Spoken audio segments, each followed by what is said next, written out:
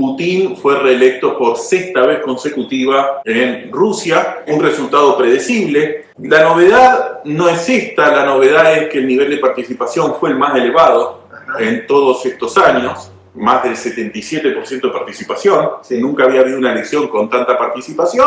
La segunda novedad es una enorme diferencia que ya existía entre Putin y la segunda, tercera, cuarta fuerza, que prácticamente sacaron votos anecdóticos. Quizás también mencionar que la segunda fuerza volvió a ser, como todos estos comunista.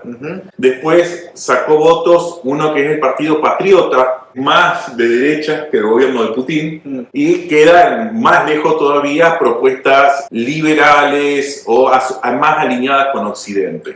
Porque generalmente cuando vemos noticias de Occidente, inflan a ciertos candidatos pro-occidentales que después en la realidad electoral no se observa con resultados. Y quizás otro también hay que decir, no todos los candidatos podían participar, hay muchos que quedaron fuera. Se me ocurría la analogía cuando decías de esto de inflar candidatos alternativos al partido hegemónico en el régimen. Algo parecido pasa en Venezuela, que aparecen de repente candidatos de la galera que no... Aparecen más de lo que realmente da resultados. No se observa que después logren representatividad en la población. Claro, tienen más apoyo de algunos factores del poder, fundamentalmente de Estados Unidos, que apoyo popular en las urnas. Lo cual pone en duda algunas posturas de que la guerra en Ucrania iba a generar un fuerte movimiento anti-Putin y que el régimen estaba perdido. Sí. Al menos en cuanto a resultados electorales, todo lo contrario. Está más consolidado que las últimas 5 elecciones anteriores. Sí.